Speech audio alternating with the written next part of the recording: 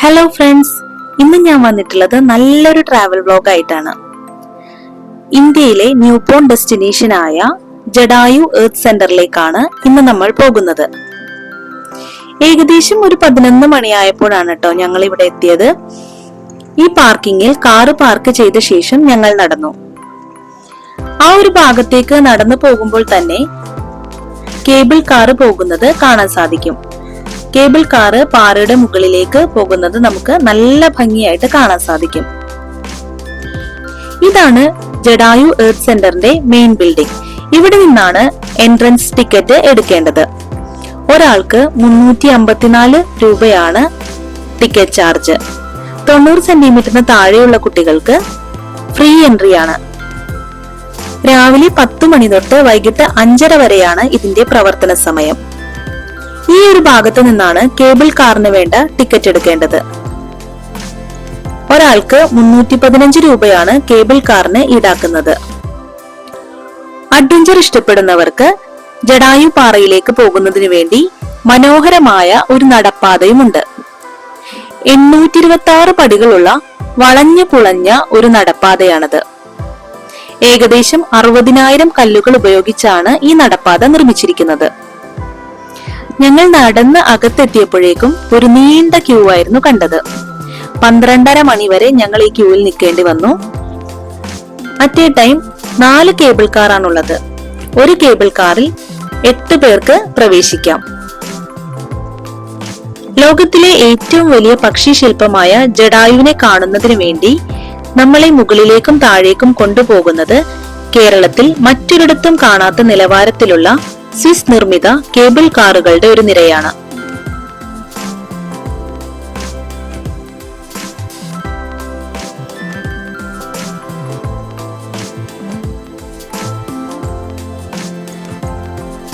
നീണ്ട കാത്തിരിപ്പിനൊടുവിൽ ഞങ്ങളും കേബിൾ കാറിൽ കയറി യാത്ര തുടങ്ങി.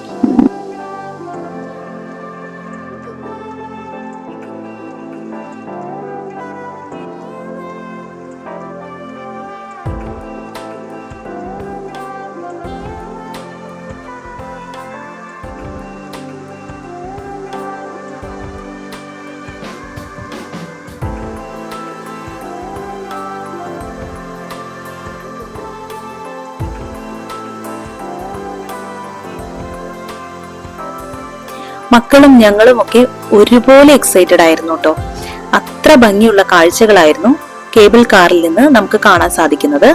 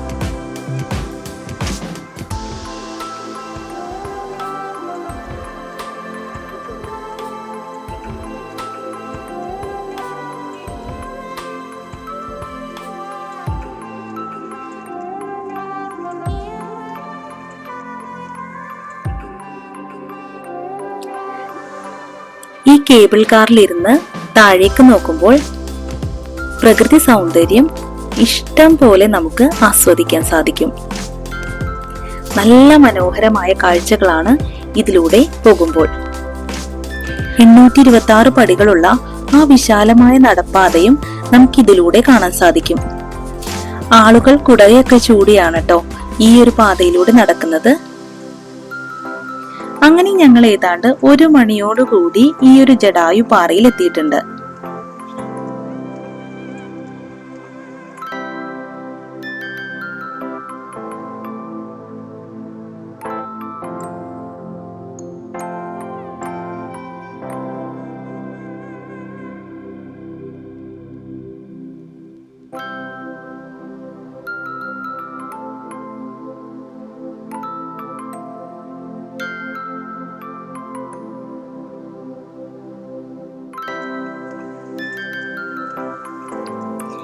വിശാലമായ നീലാകാശത്തിനു താഴെ പരുക്കൻ പാറക്കെട്ടുകൾ നിറഞ്ഞ ഒരു കുന്നിൻ മുകളിൽ അവൻ മുറിവേറ്റും തകർന്നും വീണു.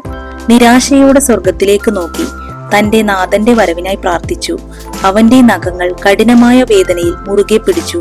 നിരാശാജനകമായ അലർച്ചയിൽ അവന്റെ കൊക്ക് വിശാലമായി തുറന്നു. കടുത്ത നിരാശയോടെ എന്നാൽ ധൈര്യശാലിയായി അവൻ വീണിടത്ത് തന്നെ ലോകത്തിലെ ഏറ്റവും വലിയ പക്ഷിശില്പം നിർമ്മിക്കപ്പെട്ടു.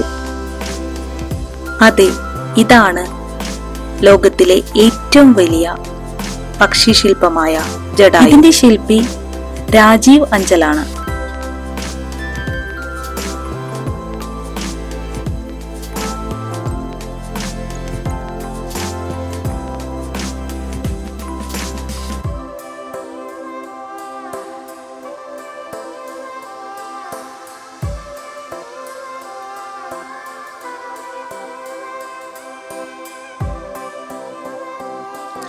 ഈ ഒരു ശില്പത്തിന്റെ മുകളിൽ ഇരിക്കാനോ ചവിട്ടാനോ പാടില്ല എന്ന് ഇവിടെ എഴുതി വെച്ചിട്ടുണ്ട്.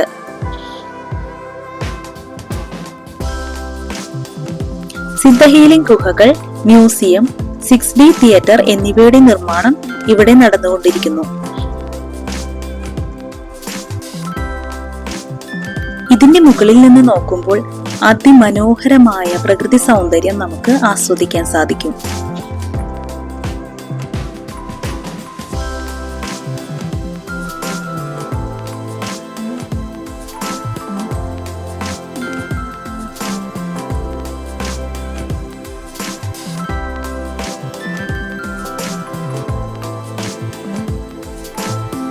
നടപ്പാതയിലൂടെ നടന്ന് തളർന്നു വരുന്നവർക്ക് കുടിക്കാനുള്ള വെള്ളവും നാരങ്ങ വെള്ളവും സംഭാരവും കിട്ടുന്ന ചെറിയ കടകൾ ഇവിടെയുണ്ട്.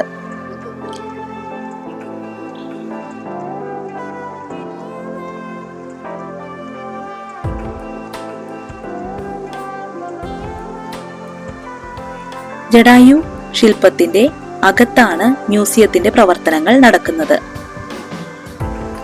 അതുകൊണ്ട് തന്നെ അതിലേക്ക് സന്ദർശകർക്ക് പ്രവേശനമില്ല.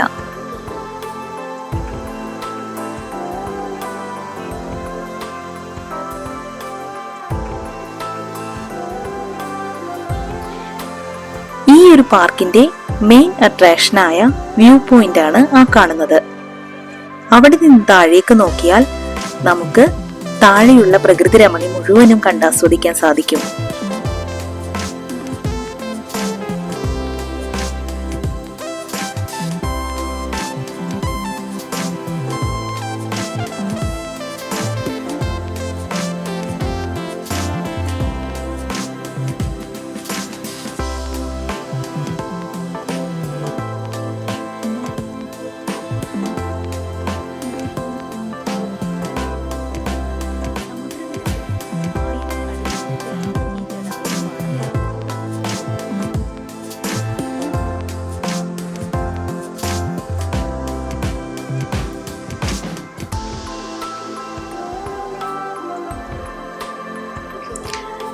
ലോകത്തിലെ തന്നെ ഏറ്റവും വലിയ പക്ഷിശില്പമാണ് ഈ കാണുന്ന ജടായു. 200 അടി നീളവും 150 അടി വീതിയും 70 അടി ഉയരവും 15,000 ചതുരശ്ര അടി വിസ്തീർണവുമാണ് ഈ ശില്പത്തിനുള്ളത്. രാമായണത്തിലെ കഴുകന്റെ രൂപമുള്ള ഒരു അർദ്ധദൈവമായിരുന്നു ജടായു. ഇതിഹാസമനുസരിച്ച് രാവൺ സീതയെ ലങ്കയിലേക്ക് തട്ടിക്കൊണ്ടുപോകുന്ന സമയത്ത് ജടായു രാവണനുമായി യുദ്ധത്തിൽ ഏർപ്പെട്ടു. രാവണൻ ജടായുവിനെ പരാജയപ്പെടുത്തി ചിറകുകൾ വെട്ടിമാറ്റി. ജടായു ചടയമംഗലത്ത് പാറകളിൽ വന്നു വീഴുകയായിരുന്നു. ആ ഒരു ഭാഗത്ത് തന്നെ അതേ ജടായുവിന്റെ ശില്പം നിർമ്മിക്കപ്പെടുകയായിരുന്നു.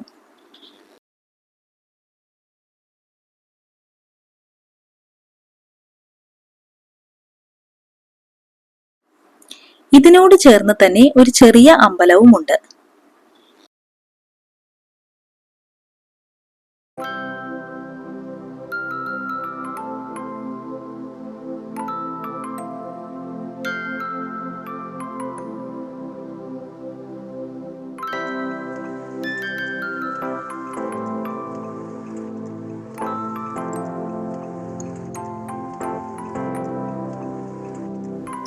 അങ്ങനെ ചുറ്റി നടന്ന് കണ്ട് എല്ലാം കഴിഞ്ഞ് ക്ഷീണിച്ച് ഞങ്ങൾ ജടായുവിന്റെ കഴുത്തിനടിയിൽ വന്നിരിപ്പായി.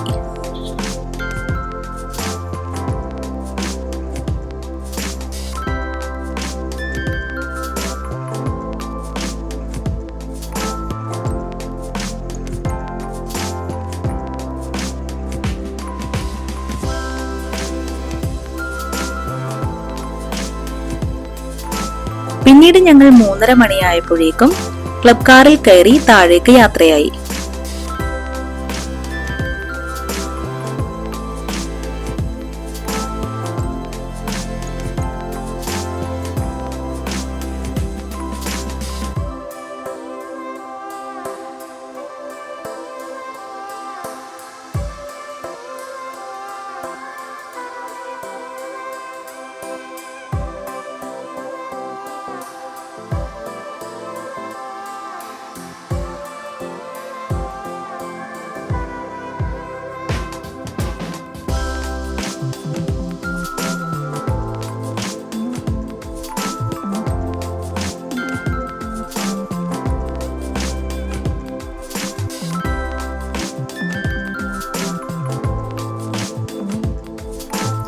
അങ്ങനെ ക്ലബ് കാറിൽ യാത്ര ചെയ്യുന്നതിനിടയിലാണ് ഈ ഒരു ഹെലിപാഡ് ശ്രദ്ധയിൽപ്പെട്ടത്.